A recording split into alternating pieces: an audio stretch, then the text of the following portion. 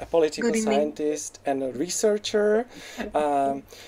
Also, I would like to invite Yvette Ördök from Hungary. She's an activist and researcher, a software engineer, and also a co-organizer of the first Trans Pride in Budapest. And I would like to invite also Bartosz Staszewski from Poland, who is the leader of a photography project that is focusing on the problematic LGBT, anti-LGBT zones in Poland, and he's also a director. So welcome everyone here. I'm very happy you've joined, and I think that it is really common sense now to focus on the opposition towards LGBT people in our region, because the situation in Poland, the situation in Hungary is really self-evident that what we have been seeing in the past few years, it was not only stagnation, but it was also a direct regression of the situation of the LGBT people. So we have a lot to talk about, and that's why I would like to start with questions for Yvette from Hungary, because in Hungary this year we saw a very strong backlash against trans rights, a cis-normative backlash that has basically introduced some terms such as gender at birth, so-called gender at birth, or so-called biological sex, and basically has denied the option to change the gender legally. So Yvette, how are you understanding the situation in Hungary? What is happening? Yeah, so what's happening right now is that we have a right-wing government, and after several international lawsuits and also lawsuits within Hungary, the government has decided, so for a couple of years, the legal gender recognition process was on hold, and no one got their approvals, including me. And this spring, the government has decided to resolve the situation by banning the legal gender recognition process altogether, which is, of course, in opposition with international human rights law and also with the decisions of the Hungarian Constitutional Court. So we are currently in an interesting situation where the Hungarian law is in contrast with the constitution. So we decided to go to court and try to attack this change in the law. But right now it's almost impossible to tell how long it's going to take before anything substantial happens in this respect. I see. So there have been other changes during the past few years. The very known expulsion of the Central European University from Budapest and banning of the gender studies programs. Is this somehow connected, or do you think this is somehow connected to the situation, to the worsening of the rights in Hungary? Yeah, so to be clear, in reality, there is no connection between gender studies and transgender issues, right? Gender studies is not about transgender issues. It's about how gender appears in different cultures. And transgender people are just people who change their gender, right? So there is no connection in reality. In the heads of the right-wing politicians, these things are mixed up, and of course, this also means that they think that these things are related. Um, so, or at least it seems like they think these are related. Um, to my understanding, so my understanding is that they want to promote the idea that there are very specific roles a woman should play and very specific roles that a man should play within society and within a family. And they are trying to enforce these ideas on the entire society. Uh, and of course, both gender studies, which states that gender roles are not carved in stone, and trans people who are actually switching between the two genders are challenging these ideas around the constant nature of gender and its close link with sex. I see. Of course, as people who understand what trans issues are about and intersex issues and gender studies, this is definitely not connected or not the same pot. But as you are explaining it, it seems like people generally and politicians generally make an equation mark here, and they probably feel the need to do something about it. And this talk is quite a lot about trying to understand these backlashes, trying to understand what the society is or why the society is not doing anything about it, or is it doing enough, etc. So in this vein, I'm thinking about what went wrong during the past 2 decades, because it can be said that during the 90s, together with Czechia, Hungary was, as part of the Central and Eastern Europe, on the forefront of bringing the LGBT rights on. So, do you have some opinions about what might have gone wrong? Yeah, so my opinion is that Hungarian people have never been really supportive of the LGBTQ community. The results that we had before were agreements that were created behind closed doors, and basically the society at large didn't have much information about this. And because of that, it wasn't really an issue because, like, politicians were more liberal. They knew that providing these options for gay people and trans people are just basic human rights issues.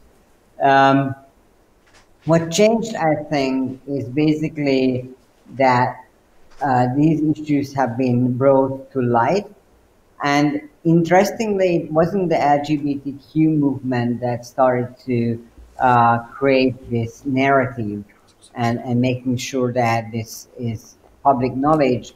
It was the government that decided to start thematizing the discussion around this and making this a public issue, which it shouldn't be. Like trans issues or even just LGBTQ issues, these are basic human rights issues and should be handled by professionals and not based on the opinion of people, because like that's not how you handle these kinds of issues. Um, but since this has become a public topic, a public discussion, uh, now there is an option for the government to act on these things and gain popularity around it.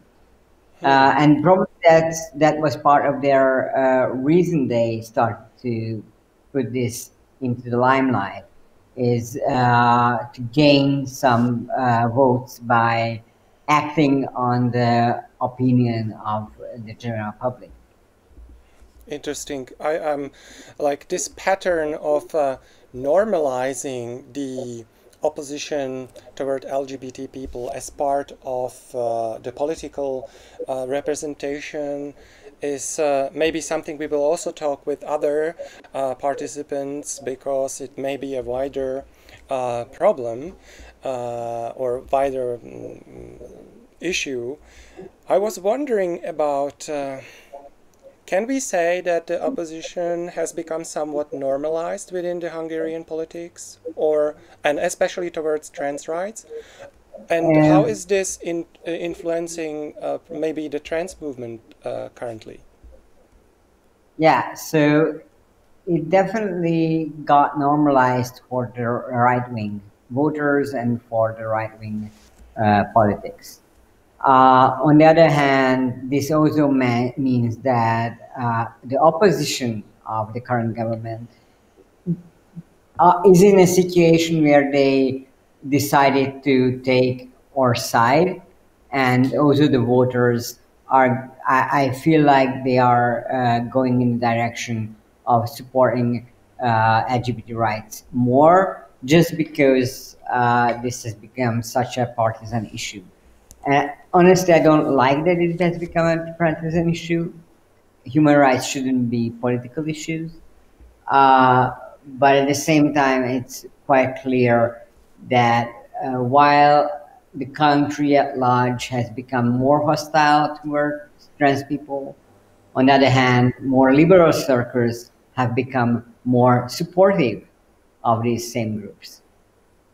Interesting. So it may also work in favor of mobilization, of activism and mobilization of the liberal part of the society. Do I read it Yeah, right? yeah. So to be honest, if it wasn't for this law, this uh, abolishing of legal gender recognition, uh, this year's Transgender Day of Visibility would have gone by with little action, right? It was right at the beginning of the pandemic. We even canceled our Trans Pride just because we didn't want to risk the health and safety of our people and our lives. So basically, almost nothing happened on that day, except the government has submitted this proposal uh, in the evening. So it was an interesting situation where on the day of transgender visibility, I wrote on Facebook that this year I'm not going to talk about it as much as before. I'm just going to mention that in one post that this is a thing, and here is one trans person who is worth looking at because she's amazing, and that was it. And then the next day, we basically started the biggest trans visibility campaign in Hungarian history, with about 30 different trans people coming out in the media and talking about trans issues, which was huge. I mean, it has created such huge visibility for the community that has never been seen in Hungary before. Fantastic. It's really nice to see that we can actually have some positive effects of these processes. So Yeah. thank you, So, Yvette. And okay. now I will move on and ask a connecting issue from Veronika Valkovičová. So, Veronika, in Slovakia, there have been also dramatic changes during the past few years, and as Czechs are quite close to Slovaks, we are very aware here, for example, in Czechia, that there has been a referendum a few years ago on touching on LGBT issues, and that there has been a lot of changes during the past few years. But I think it is not very clear to most people around, both in Czechia and other countries, that what is happening, what is behind this change. Thank you very much for inviting me again. Well, If we talk about feminist and queer activism in Slovakia, we certainly have to touch upon the referendum, because if you talk to activists and scholars, they would tell you that nothing was the same after the referendum in 2015. Some other countries, like Croatia or Romania, they've had experiences with similar referendums. So this was a referendum organized by an umbrella NGO organization, which claimed to be secular, but indeed worked with religious organizations. The name was Alliance for Family, Aliancja za Rodinu. This referendum managed to collect almost 400,000 signatures to launch the referendum, but eventually was unsuccessful because it failed to attract attention of the majority of the population. There was only 21% of the electorate that came. But indeed, this referendum aimed to ask questions on marriage as a sole union of a man and a woman, the obligation of attending sexual education in schools, or, for example, the adoption for same-sex couples. Many people will tell you that this was a very hollow referendum because marriage as a union of a woman and a man was put into constitution by Christian Democrats in coalition with so-called social democrats in 2014. And for example, sexual education is very scarcely taught in Slovak schools. What I believe is what happened is that Slovaks essentially were not interested in voting on these issues. And the referendum anti-campaign was organized by human rights activists, and some scholars as well were very vocal on this issue. And it aimed to highlight that this was a referendum on human rights. And according to the constitution, you should not and you cannot have a referendum on human rights. So the slogan was, we will not go, because this is an unconstitutional referendum. But as I said at the beginning, much has changed because since 2015, the so-called gender ideology rhetoric became mainstream. It was very much used during the referendum, and also the concept of culture of death, which we know coming from the Vatican policies of the 90s. This rhetoric became very mainstream. And later became very popular among political actors advocating against the so-called Istanbul Convention, or now during the proposals on limiting access to safe abortions. So that is essentially what changed. Also, the Alliance for Family claimed that they will not become a political party. Many of the people behind the referendum later became connected to mainstream political parties, became advisors. It's interesting that now we see a lot of the persons from the NGOs becoming bureaucrats in the newly formed conservative government in spring 2020. So like a blast from the past, you could say. And what would also change is that because the referendum and the petition for the referendum was happening mostly through church parishes, the church structures basically realized that they are able to mobilize through this kind of petition. So every year we have a very strong March for Life, organized by the Conference of Bishops and a couple of NGOs, where thousands and thousands of people with their families march through the capital city, claiming to be an anti-choice, a pro-family, heteronormative, of course, March for Life. So there's this kind of, you could say, grassroots mobilization, mainstreaming of rhetoric. And after the elections of spring 2020, we see considerable conservative rhetoric, not only in the parliament, not only in the government, but also on public television, for example. Yes. So in this vein, I would like to also tell the audience online that it is possible to post messages and questions within our event. So if you have questions, you can do so. There will be time for questions in the last 10 or so minutes. And to continue the topic that you've Veronica now opened up, I think this is a very big topic, tapping into exactly what this title of our discussion is about understanding what is this behind. So these organizations are often these organizations that are anti-LGBT or that are organizing the anti-LGBT issues, and they are trying to get support to stall the LGBT rights, are often, as you said, like being drawn by some issues such as abortions or attitudes to abortions, etc. And this is currently an issue in Slovakia, touching and spilling over from the LGBT towards the women's rights. So I would like you to give us more about this, because it seems like it is not just about LGBT people anymore. Yeah.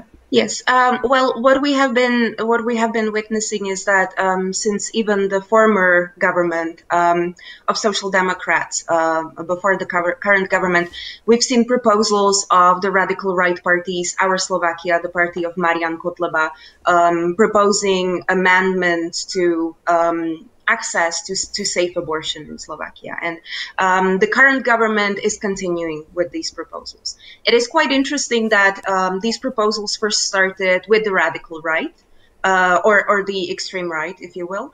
But of course, there was a consensus among the parliamentarians that you just simply do not vote with the fascists. So what some of the conservative and religious political parties came up with were their own proposals to limit access to safe abortions. We are already losing count of the number of proposals in the National Council. Some of these were aimed to limit access to abortion completely, also limiting in vitro fertilization, which also would happen in Poland. There's a similar experience. But we would also have other amendments, basically amendments forcing women to listen to the heartbeat of the fetus, or amendments forcing women to listen to guidance, you could say, without any clear distinction what would the person have to hear. So there would be this proposals aiming to bully basically women who came to access abortion. It's very interesting that these are proposals that came from the radical right, but now the parliamentarians are also the parliament constitutes of considerable amount of conservative and Christian political actors who are willing to jump on this train. And now there is simply this competition among them who is going to come up with a better proposal to limit access to abortion. What is quite interesting, because you mentioned that there are these sentiments, there's this opinions, just like with the referendum in 2015, where the majority population was just not interested in voting in these topics. The public polls show that the majority of the Slovak population would prefer to keep the law as it is right now. So right now there's access to abortion for women on their own will, basically, not only in cases of violence or damage to the fetus, right? So you could say that the majority of the Slovak population is rather liberal on this. And even if you look at the Facebook posts and the debates online under articles, not only in mainstream liberal media, but also other mainstream media, people are simply, you would hear a lot of angry rhetoric that this is a non-issue, that abortions are not what Slovaks are interested in, that there are other more serious problems that we need to deal with, and the parliamentarians should not be wasting their time on these proposals. So it's quite interesting. We could tell that this is an initiative of the political actors who, as you could tell from the theories of social movements, aim to overtake the positions in the parliament and the government, in the public media, and try to create a version of a less liberal, more conservative society, despite the fact that the public polls show different. Yeah, so it seems like there's some disjunction between the actual public opinion and the political representation. Certainly on the abortion topic, yes. So we will definitely move towards this within the general discussion, but now I would like to come back to Bartosz Staszewski and focus more on the Polish issue, which I think has been rather visible and rightfully visible when it comes to the LGBT issues, because the anti-LGBT sentiments and even anti-LGBT politics in Poland have advanced, unfortunately, quite as a lot. I will ask the directors to show a map, so-called Atlas Nenavistchi, the Atlas of Hate, which is a nice example of how widespread the situation in Poland is. So you can see on the map, but I will let you, Bartosz, jump in and you can describe what we can see yourself the best, I think. Yes, thank you for this invitation. On the map we can see different regions of Poland, which is now more than 1/3 of Poland. It's a space around Hungary. This is the province, this is the counties, this is the municipalities which are involved into this hate campaign against the LGBT minorities, and they introduce different type of the bills. There is a bill created by the right-wing NGO called Ordo Juris. They created a family chapter bill. It's the lawyer in the NGO, so this bill is much less in very straight homophobic things, but it's excluding the rainbow family, one single parents, and creating a hostile space for LGBT minorities. On the other hand, we have very straight away bill called bill of the LGBT free zone, where the municipalities are fighting with so-called ideology, with the soldiers of the political correctness, out as they used to say. I will ask you really directly, because this zones without LGBT ideology, so-called LGBT ideology, make no sense to people who know that there is no such a thing, right? But can you maybe explain what it means or how it is understood by the Polish society? Yes, I think that since few years, I mean since the Land Justice Party in 2015 came into power, they started a campaign against LGBT minorities.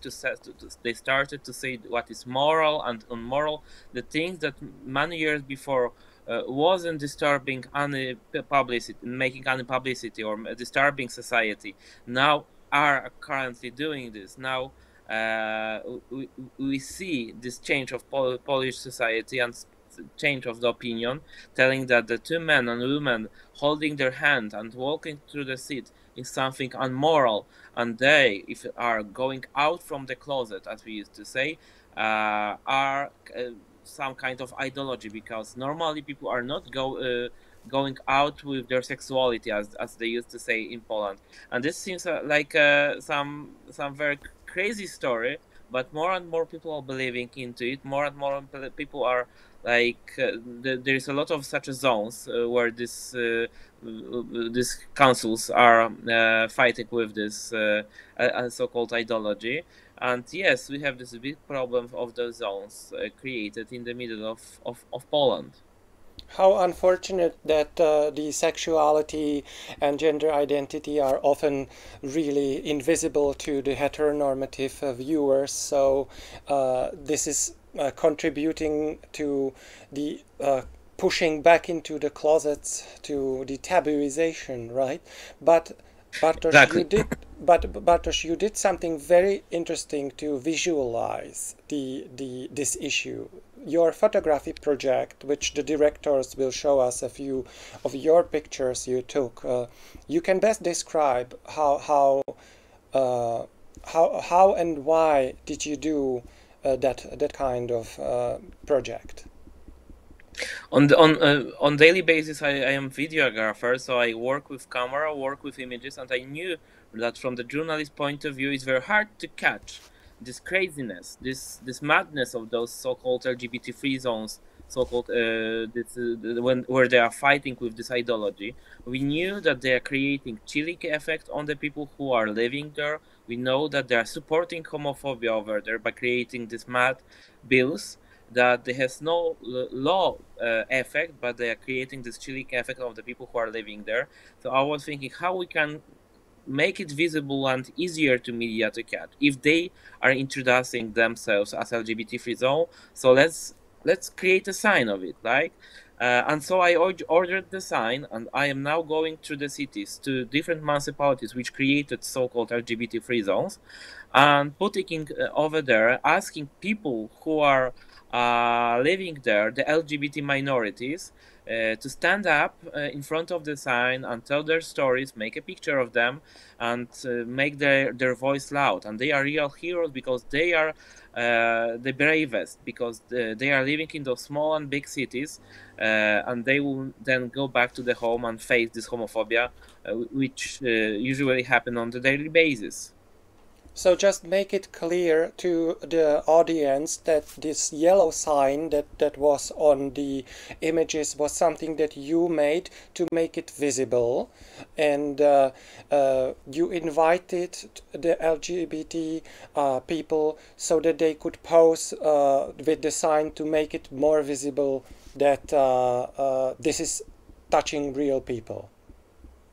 Yes, this mad, disgusting law, or as the authors used to say, that it's not a law, it's a symbolic law, it's a symbolic act, the statement against LGBT ideology has no face. And by my sign, now it has face. Now it has face, not just the sign on my picture, but also the people who are in my action, who are from those minorities living on those cities, telling their testimonials about how is it be a pool, being a part of the minority which is discriminated. Now this discrimination is official. Now this discrimination is supported by the local politicians, and we know that of course in small cities those connections are very strong. When you are a councilman, so you are responsible for creating a budget for the schools. So of course, for those young people who are going to the schools, they know that the teacher will be very scared to create an LGBT subject, an LGBT event, because the director could easily kick off this teacher, because the school will be too scared to have such an to hold such an event, because they will simply cut their funds. This is the real problem, and it's as before it was hard to catch. We had the beautiful Atlas of Hate, which was created with the big effort of the Jakub Gavront and the team which was creating this. Now those activists are facing consequences by this radical radical right-wing NGOs now are suing them on the hand of those cities which are inside of this Atlas of Hate. Because now we see in Poland that those right-wing NGOs are using these all democratic tools we have against us, which is madness, but it's what they are doing. They are advocates, they are lawyers, they know how to use the law, and now they will use all the power and all resources to fight with activists. This is really disturbing to learn that this is the development that we are seeing in the second decade of the 21st century in Central Europe. I'm thinking about, so is it really pushing people back into the closets, or is it stimulating more resistance, more activist mobilization, more solidarity?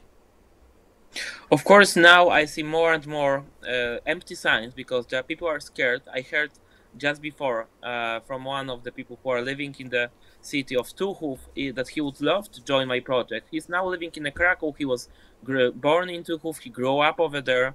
and he told that he will be joining my project, but he told me that his family are still living there, and they told him that if you will join my project, so we can have some consequences of it. So they are too scared about this. So this is the face of the homophobia, that on one side we have those people who are brave enough to join my project, but their families can face some consequences of it. This is the level of homophobia we face right now, the invisible level, invisible in the statistic, invisible in the official government reports. On the other hand, we see activists who are very brave. I mean, there's one from the Puławy city, David Socha, which after my project, he came out as a gay person and now is full of hope and full of, I mean, he wants to act. He wants to change something. He told me, Bart, now I'm officially gay. I want to do something. Now everybody knows about me. And I see these horrible things that are happening around us. What can I do in my small city? I told him, speak with people, talk to them,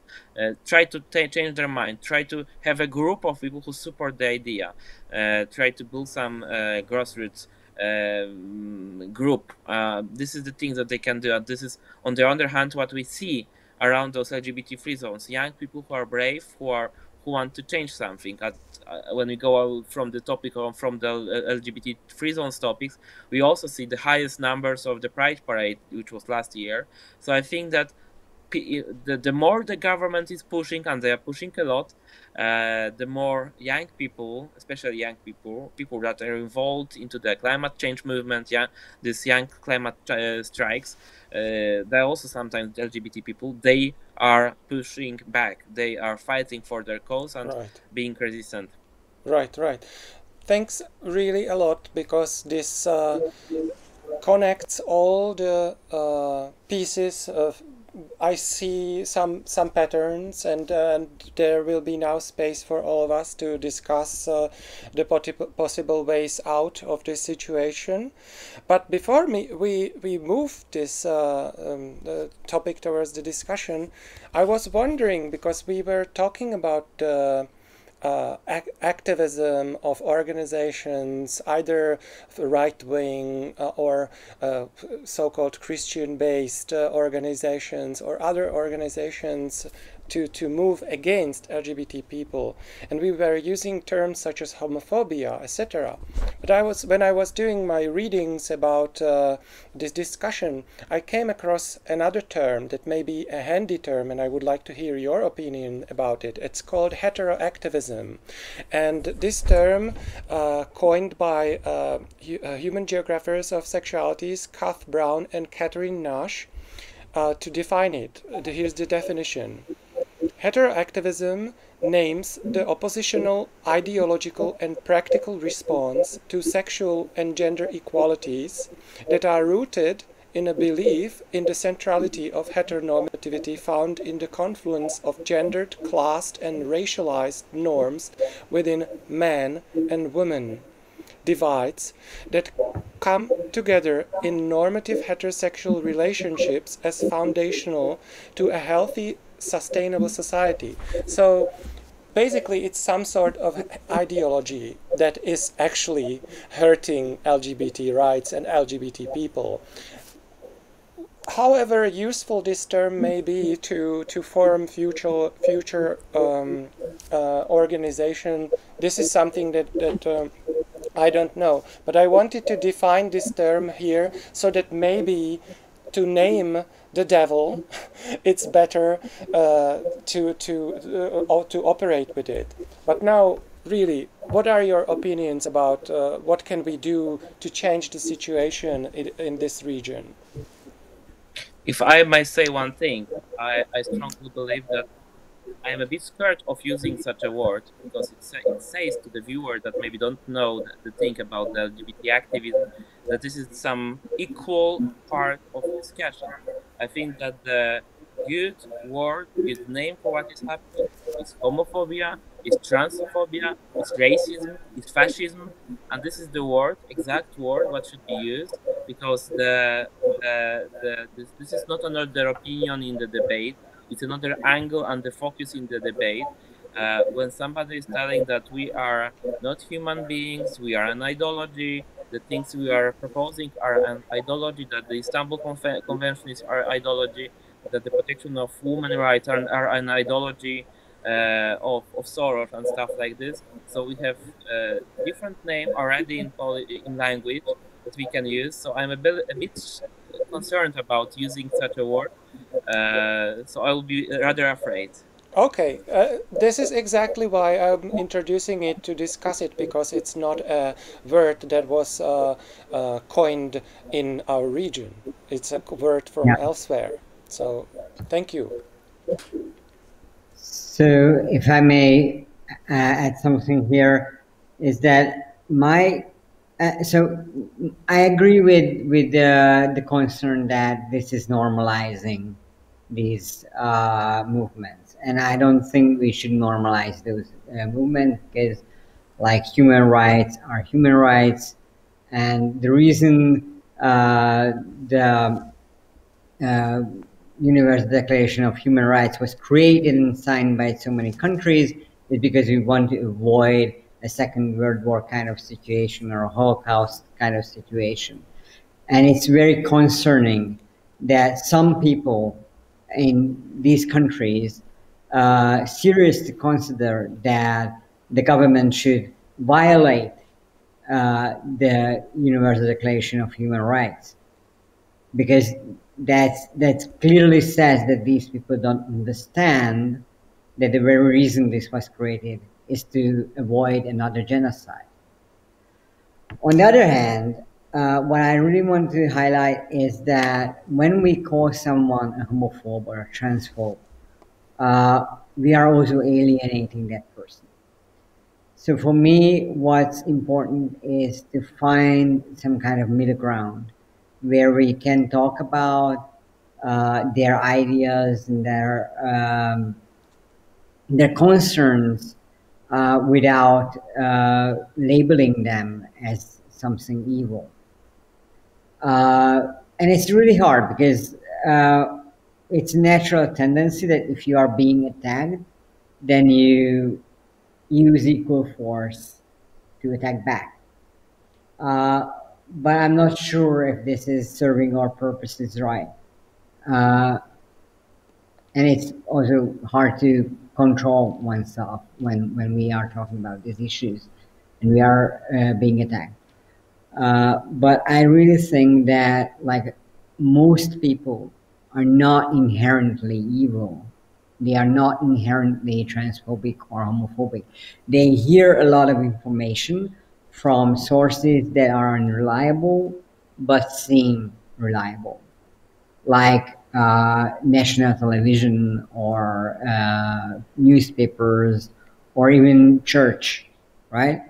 So it's really important to understand that most people who are homophobic are not homophobic because they are evil. They are homophobic because they have the wrong information. And I'm saying that because, to be clear, 20 years ago, I was homophobic. I was transphobic. And it wasn't because I was a wrong person. It was because everyone around me had these opinions, right? I had no other information to go by.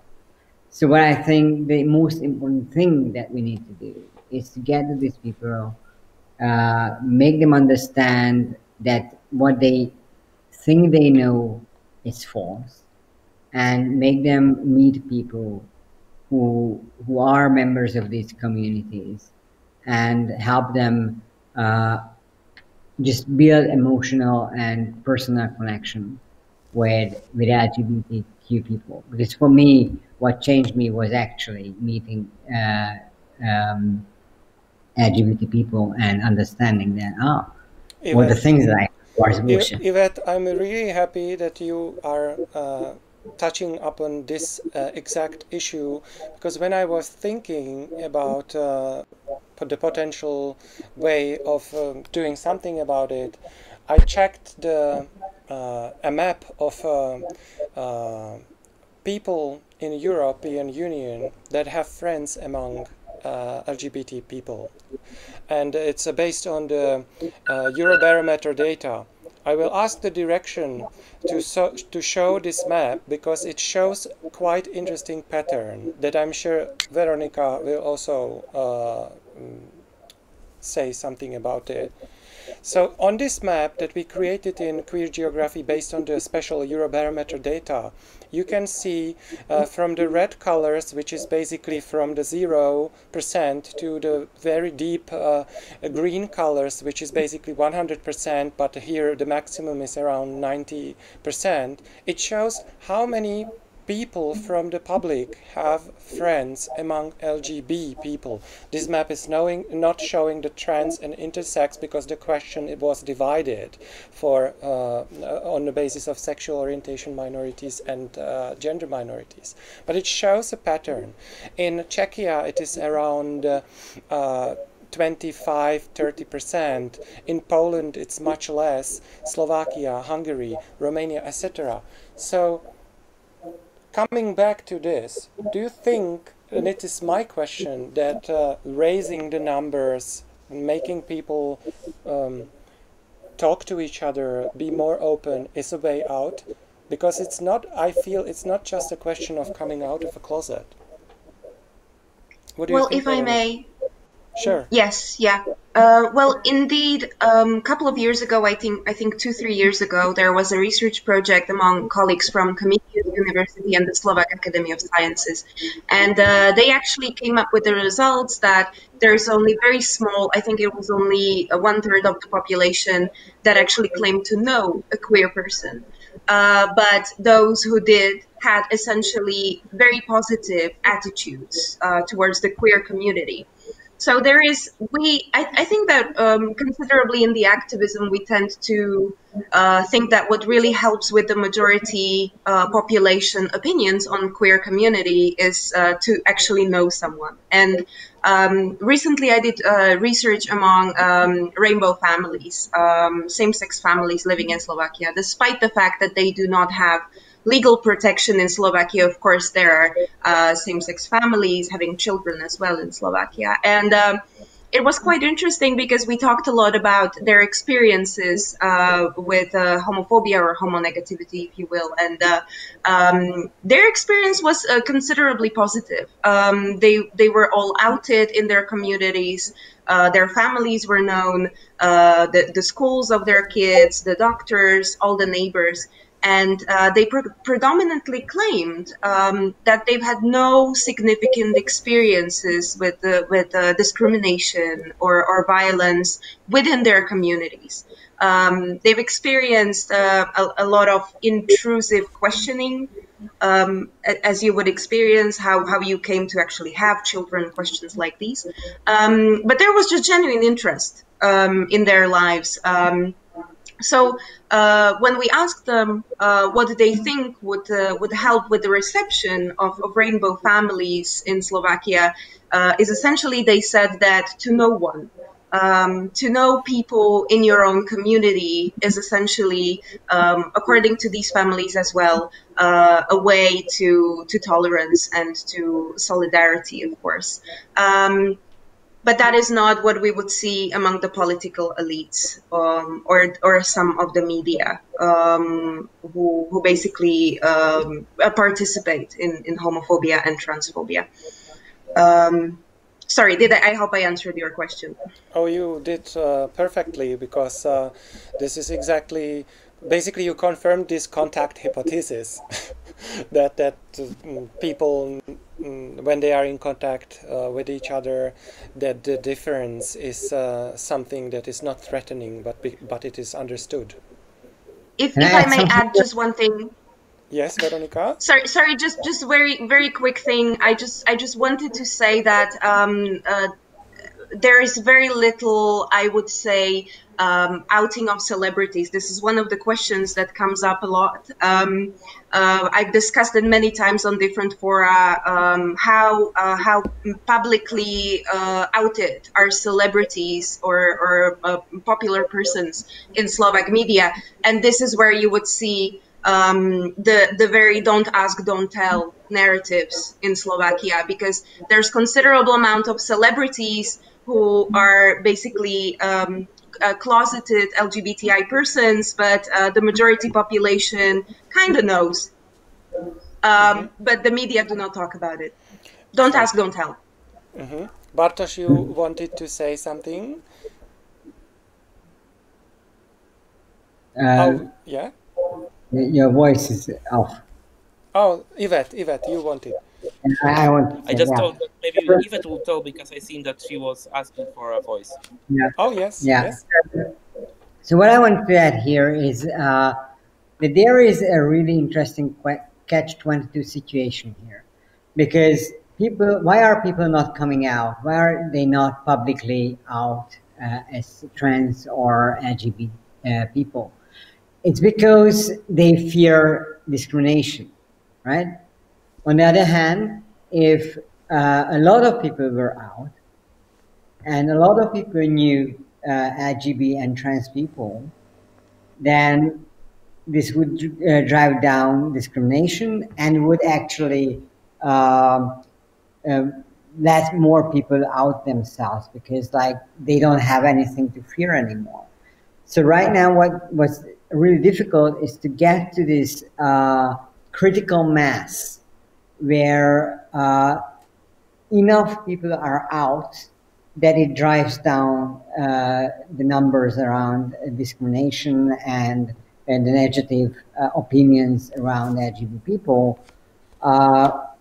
So what I can say is that I know it's really hard in many situations to be out and publicly out, but I think that the biggest thing that us as a community can do is that more and more of us need to come out and speak to our friends or families or colleagues and make them understand who we are, and that we are just regular people like anyone else. On the other hand, it's also important to notice that this is one of the things that the current governments want to block by like the ban on LGBT propaganda in Russia, where you can actually get into trouble by outing yourself. So I think this is the point where we shouldn't get. We should be coming out in large numbers before the government start to criminalize even being out. So I would like to invite people to ask questions, because we still have potentially time to answer some questions from chat. But before we receive some questions, there is this question of international solidarity. It is often raised within the activist circles that maybe we can do more to help each other to cross the boundaries between different states. What are your opinions on this? If I may say that I am the big fan of the solidarity movement, especially after what happened in Poland in 80s, 90s. I mean, the solidarity movement itself. So I strongly believe in solidarity. I strongly believe in rainbow solidarity. I think that is something that can help us a lot when we are in situations when we peacefully came into the European Union on the way that we agree with all the values of the European Union. And now we are in such a situation when our so-called, I mean, we could compare it to the owner of the house, is setting fire onto it. So we will, as this minority which is set on a fire, I mean, in this living in this house, expect this help from outside, not from neighbors, not watching us, but doing something, not just telling statements, but helping us to solve this fire. And this is how I feel for the European Union. Of course, we can count on the allies coming out in media, and this is important. Allies which are have supportive avatars on the Facebook is very important, especially for the young people that have this atmosphere. But when we face the propaganda with the millions of euros behind it, when we are speaking about the countries which has like the public TV as a tool in their propaganda, when we think about the church which is involved into this political game, so few activists and few NGOs will do nothing, and those who will be allies of them, everybody will tell that they are brainwashed. So this is the thing I used to hear, that even if some very known superstar is supportive, it's helpful for the young people, but the older generation used to say, oh, they paid her or him, or that she or he is brainwashed. So therefore, I very count for the European Union. Human rights is not something we should ask. Like, I remember what happens in Ireland, this door-to-door movement where the gay people was going to the to doors and asking for this marriage or civil unions because I don't remember, and many of them suffer of depression and having the problem of their like this type of problems afterwards. So I think that this on this level of the debate where we are used as a some hate tool, there is no space of asking for this human rights. We just should have it, and the government should stop pushing this narrative that we are some enemy.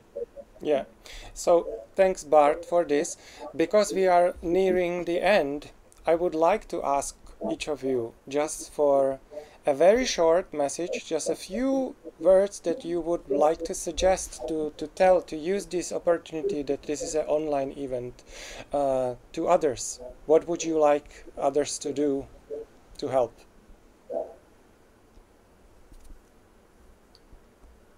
Okay, I can start. For me, I think the most important thing is that we need to increase visibility in these countries. And also, we've been talking about solidarity between countries, but I would like to highlight solidarity between different minority groups. And I think that racial minorities and LGBTQ minorities and also religious and other kinds of minorities should, and even feminists should come together and fight together, because if we hold together, we can have a much better chance of fighting this oppression that has been on the rise lately. Thank you. Ah, And yeah, yeah, sorry, I that's didn't one of want the. to cut you. Thank you, thank you. Can I draw on to what Yvette was saying?